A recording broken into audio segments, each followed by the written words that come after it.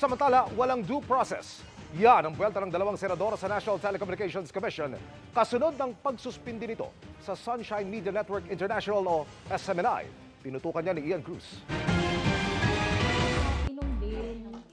Binatikos si Senador Robin Padilla ang National Telecommunications Commission dahil sa kawalan umano ng due process sa pagpataw nito ng isang buwang suspensyon sa Sunshine Media Network International o SMNI. Sa isang pahayag, sinabi ni Padilla na maghahain siya ng resolusyong sumusuporta sa SMNI at kumukondena sa NTC.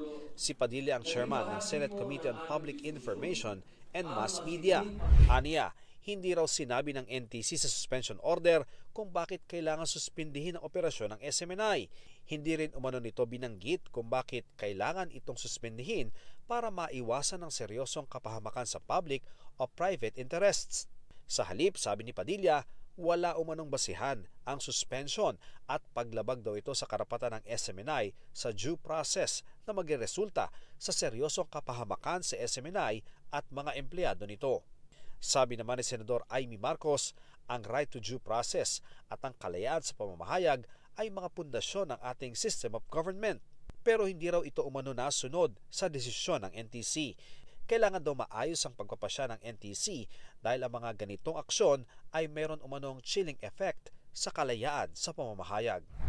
Sinisikap ng GMA Integrated News na makuha ang panig ng NTC. Sa pagsuspend sa operasyon ng SMNI, sinabi ng NTC na isinaalang-alang nito ang deklarasyon ng Kamara na nilabag umano ng network ang 3 probisyon ng prangkisa nito.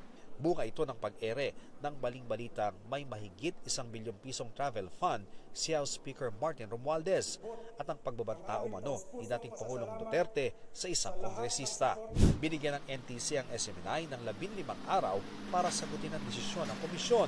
Para kay Gabriela Party List Representative Arlene Brosas, kailangan daw suspindihin ang SMNI para mapanagot sila sa kanilang mga aksyon at matiyak na harapin nila ang bunga ng kanilang bayulasyon.